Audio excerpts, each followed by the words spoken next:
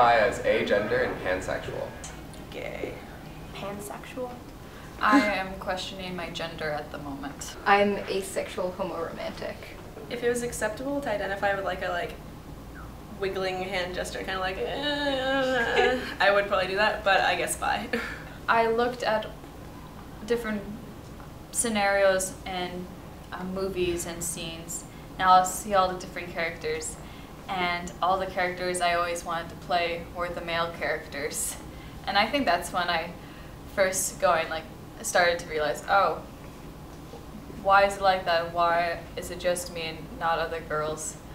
But I did dress up as princesses for Halloween, so it was a little bit of the mix for both. I didn't really understand that that wasn't how other people felt at first. Like, I would hear friends talking about how sexy someone is, and I would be like, oh yeah, that means they're visually appealing, right? And it turns out there's like more to that word than I anticipated. I've never really had big crushes on girls. It was always just guys, but I always felt like, oh, I have a little bit of guy in me. 4th grade, I didn't know the term gay.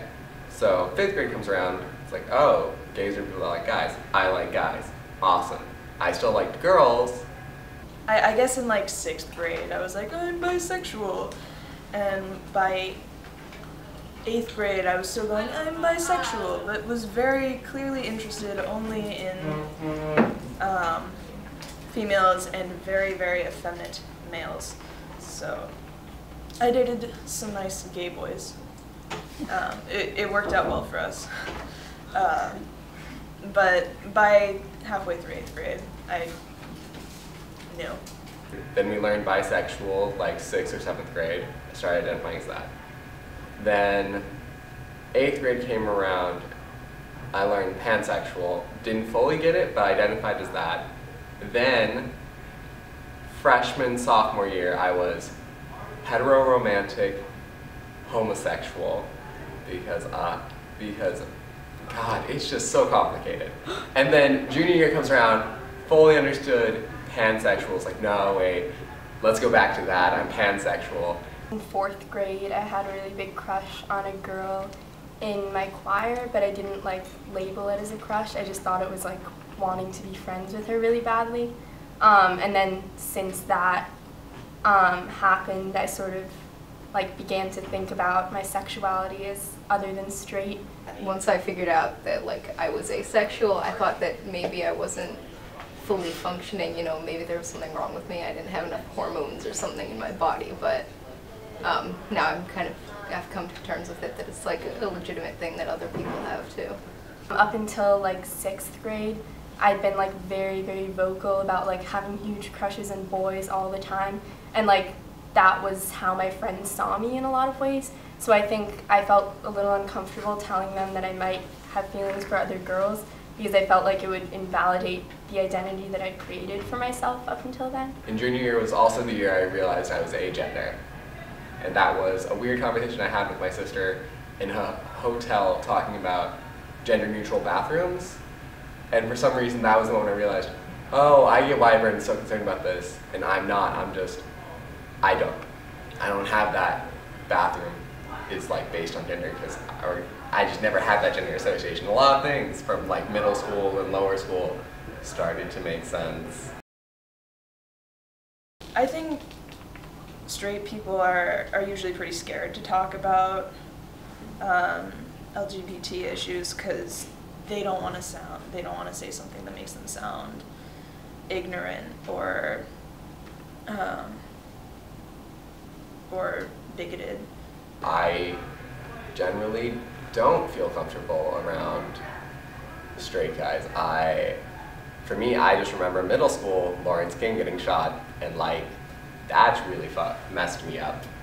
So I don't trust straight guys. I have that huge thing, so being forced to room with them is just can I not? I'm not friends with these people. These are not people that I talk to. No one is on the same page about me being there, because some of them are clearly uncomfortable. They see me and are I'm not attracted to you. Trust me, I have standards. Back in 8th grade or freshman year, there would be discussions around the lunch table about how sexy someone is, or like, you know, how they were attracted to someone, or like people talking about their experimentations with sexuality, and I was just sitting there uncomfortably, not understanding what they were feeling, because I just had never experienced those kinds of emotions, I guess, or whatever it is. Having no other male to talk about this with has been really hard, because I mean, I personally have this resentment towards my female friends, because somehow for them it was so much easier for them to come out. There was no like, oh my god, she's so gay. Like, I got some of that shit in middle school, but like I also threw the first punch in every fight. I make friends pretty easily, so I feel like if somebody likes me and then I tell them that and they don't like me, then I'm not going to waste my time.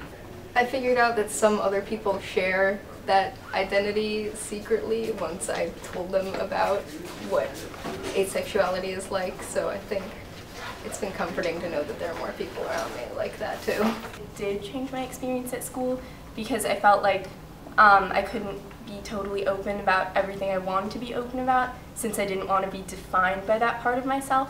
And I don't know, I think especially last year, like when I was beginning to be really public about not being straight, I was always worrying about like how other people would perceive that. It's hard for people to grasp that you can be romantically attracted to someone and not sexually attracted to them, or like you can have no romantic or sexual attraction at all, or like no libido or anything. Like, these are all kind of correlated. The gender is very divided, and I never really thought that was fair. That was probably the only instance, like when there would be, again, none of this defines male, female, genderqueer, but it's just kind of the social constraints that come around with it.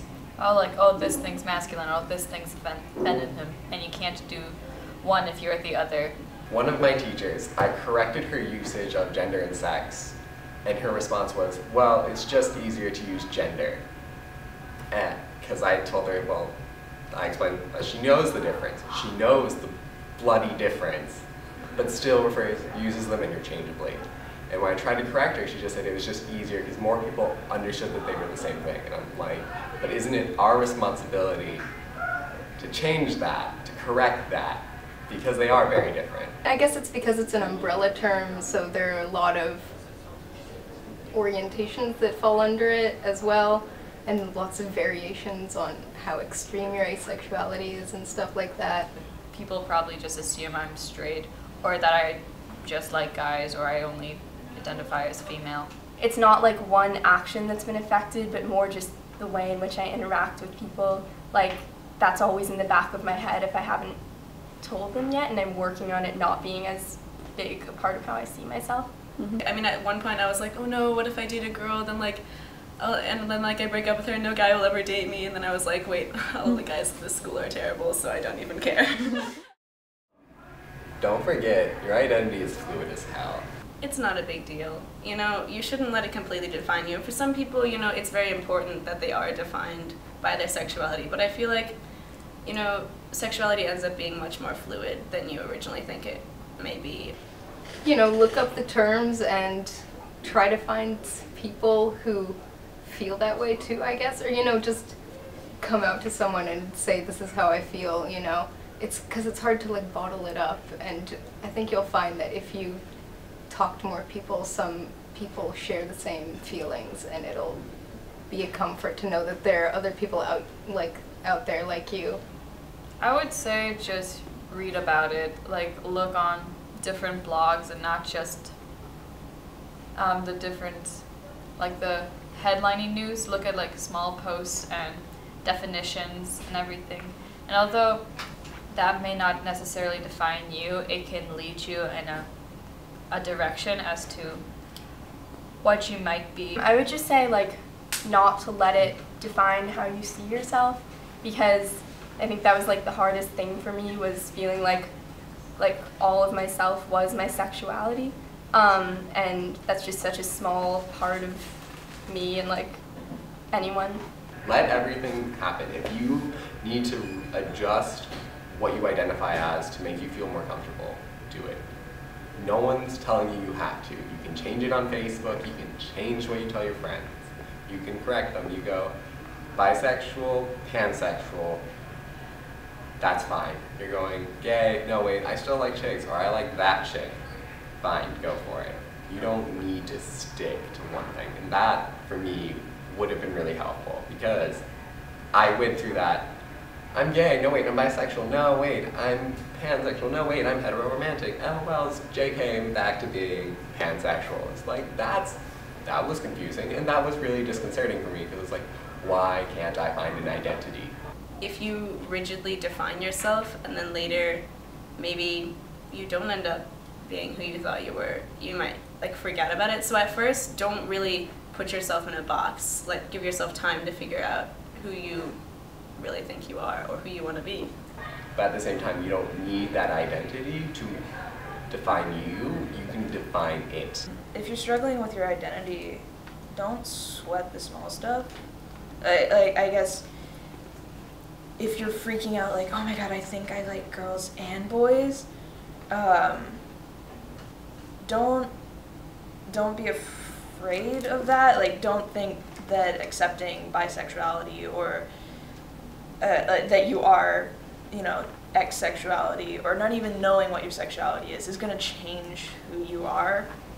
And like, I don't know, I told one friend who came to me like because she was struggling with her sexuality and really freaking out, I was like, it's okay if it turns out that you do like girls and boys. Like, girls are just like boys with better butts. I mean, like, they're all people. It doesn't change who you are. My name is Val Gardner, and I am 17 years old. So I realized 4th grade I was attracted to guys. It was a choir boy, so I feel like that's just funny as hell. Liza Edwards Levine, and I'm 15. I guess the first inkling was when I was 9 and had a dream that I was Draco Malfoy and I lived with Hermione Granger. That probably should have been a pretty big sign. And I was like lying in bed and I was like, wait, shit. Like, there's this girl, and like I had sort of been like, I don't know, like flirtationship with her, and then like I hooked up with her, and then I was like, oh, okay. I'm Lydia Fama, and I'm 17. Like, my bra just came undone again. Great. Okay. No. Can we keep that part in the documentary? Okay.